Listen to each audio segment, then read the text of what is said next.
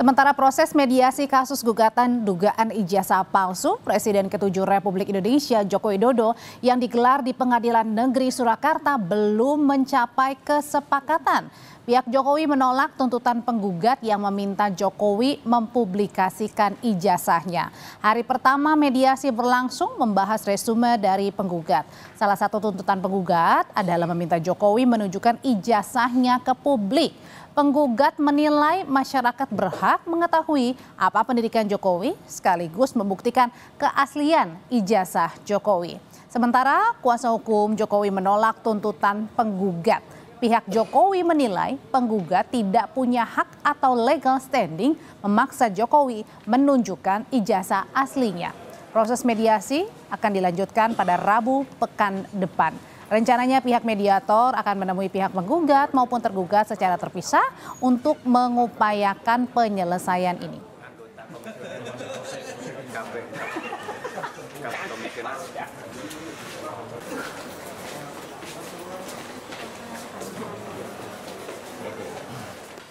Apa yang menjadi dahaga masyarakat, apa yang menjadi keinginan masyarakat, apa yang menjadi keheranan masyarakat belum terjawab.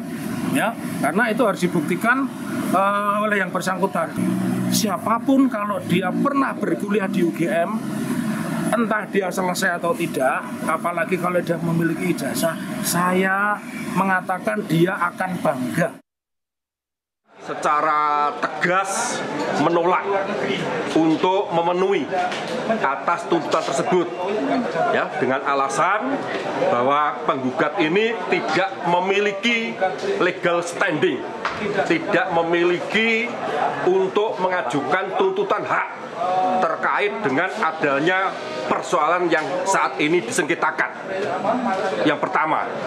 Kemudian yang kedua, ya, perlu kami sampaikan bahwa setiap orang itu berhak atas perlindungan diri pribadi, keluarga, kehormatan, martabat dan harta benda yang di bawah kekuasaannya, serta berhak atas rasa aman dan perlindungan dari ancaman ketakutan untuk berbuat atau tidak berbuat sesuatu yang merupakan hak asasi. Mediator gugatan dugaan ijazah palsu Presiden ke-7 Republik Indonesia Joko Widodo, Adi Sulistiono, meminta Jokowi bisa hadir dalam mediasi selanjutnya. Jokowi bisa tidak hadir jika memenuhi syarat seperti tinggal di luar negeri atau sakit keras atau sedang menjalankan tugas tertentu. Tapi apabila tetap tidak bisa datang secara langsung, Jokowi bisa hadir secara daring.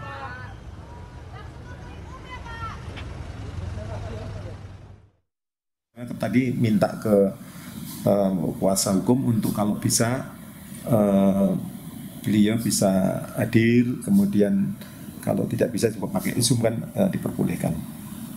Kecuali memang ada alasan Pak Jokowi tindak ke Jakarta karena ada kepentingan kepentingan yang penting kayak tadi yang melaporkan pencemaran baik ke Polda, kan ada kepentingan-kepentingan yang mungkin tidak bisa tinggal, itu diperbolehkan.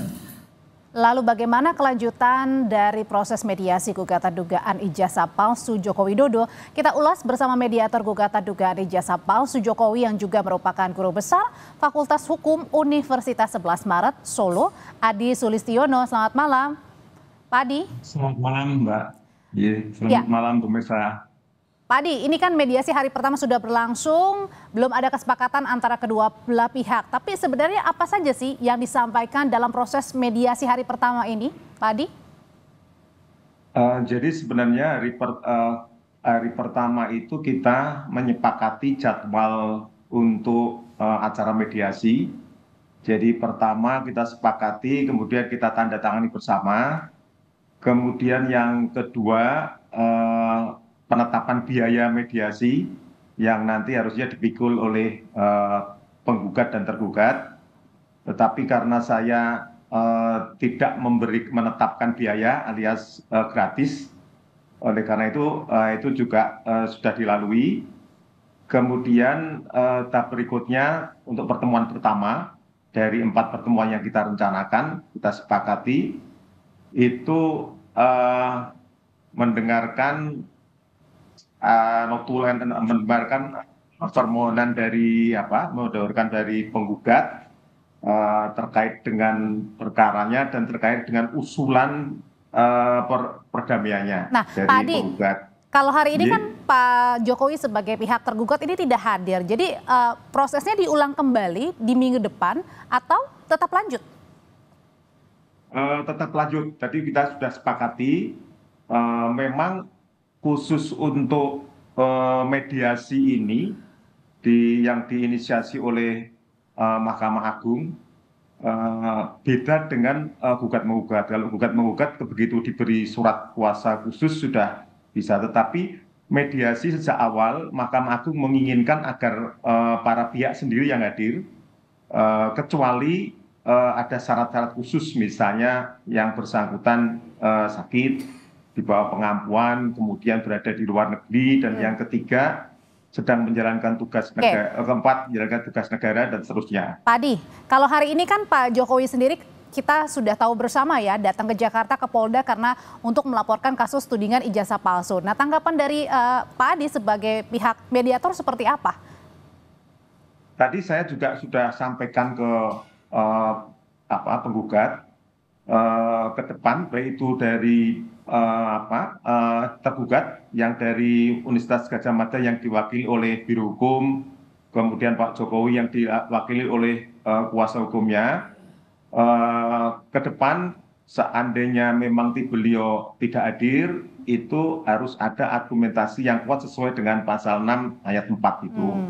Nah, kemudian ke depan kami mengharapkan ketika kaukus beliau bisa hadir, bisa kaukus dengan saya, ataupun kalau memang beliau tidak bisa hadir juga bisa menggunakan Zoom meeting yang tadi sudah sampaikan. Ya pasti tadi utamanya meminta untuk hadir ya, tergugat maupun penggugatnya ya, Pak Adi. Tapi ya, karena memang proses perdamaian itu memang sebaiknya memang tidak melibatkan kuasa hukum.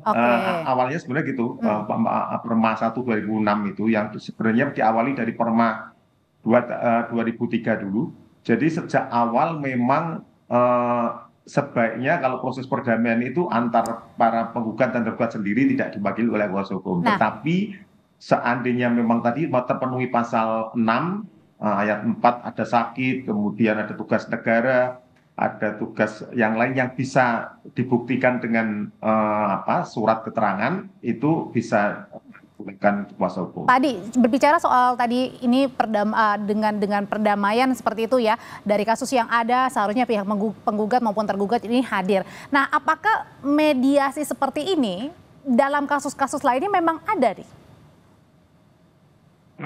Kasus mediasi penal misalnya di pidana juga ada keadilan restoratif antara pelaku, korban, dan itu kan juga hampir sama kalau di pidana gitu kan. Jadi kalau di perdata yang lain kami juga biasanya tanpa kuasa hukum biasanya. Misalnya ketika saya menjadi mediator di LAPSSJK, menyelesaikan sengketa antara asuransi dengan nasabah, itu mereka masing-masing tidak didampingi oleh kuasa hukumnya. Dan alhamdulillah biasanya berjalan lancar. Pak Adi, kalau dalam kasus ini kan pihak penggugat meminta untuk pihak tergugat Pak Jokowi ini untuk menunjukkan ijazah ya Pak ya.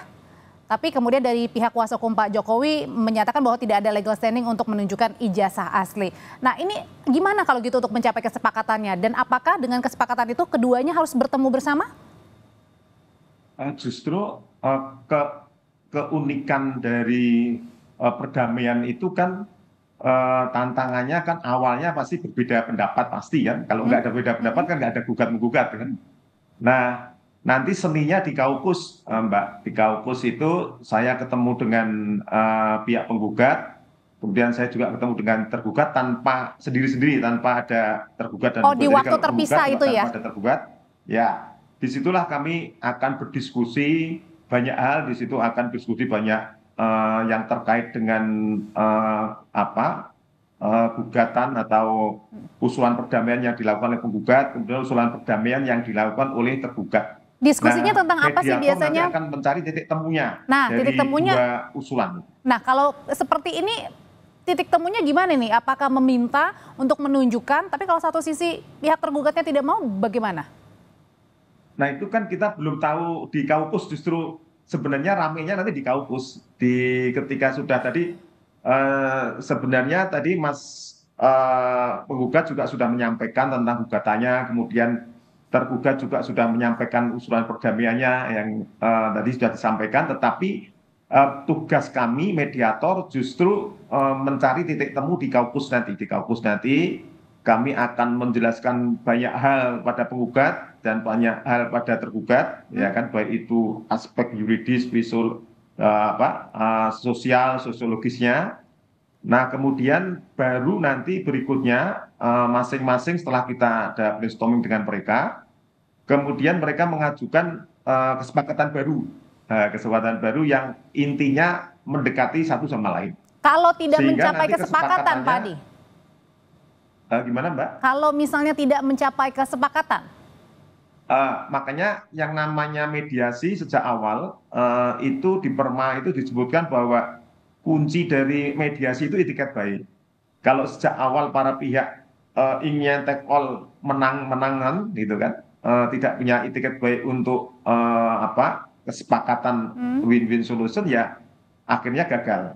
Jadi kesepakatan itu bisa butuh kesepakatan yang diusulkan penggugat atau sebagian yang diusulkan penggugat rekonstruksi kembali berdasarkan usulan perdamaian dari tergugat, kemudian mediator membuat kesepakatan, memodifikasi kesepakatan itu untuk disepakati bersama. Tetapi kalau kami membuat kesepakatan, membuat satu usulan proposal kesepakatan perdamaian tidak disetujui oleh salah satu pihak aja, berarti perdamaian itu gagal dan masuk ke pokok perkara gugat-gugat di pengadilan lagi, kembali ke majelis hakim. Oke, Pak Adi, biasanya untuk tadi fasilitas untuk pertemuan, kemudian maunya apa dari masing-masing, ini biasanya dilakukan di mana? Apakah terbuka, bisa diliput atau diketahui publik?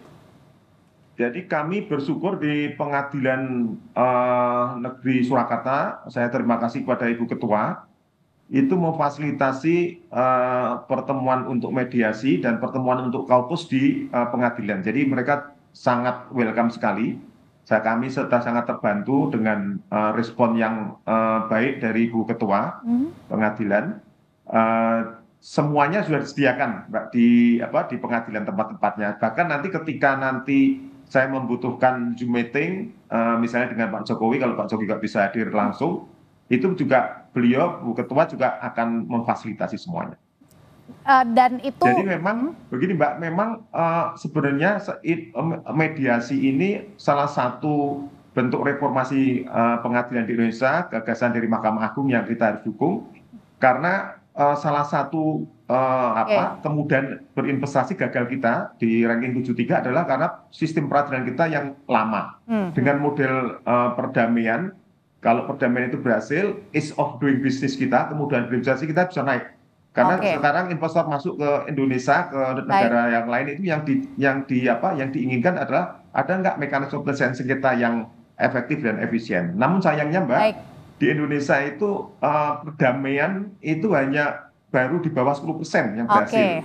Beda dengan Jepang yang justru 99% perdamaian. Terima kasih untuk pandangannya sebagai mediator juga, Guru Besar Fakultas Hukum Universitas 11 Maret Solo, Adi Sulistiono. Selamat malam, Pak Adi. Terima kasih.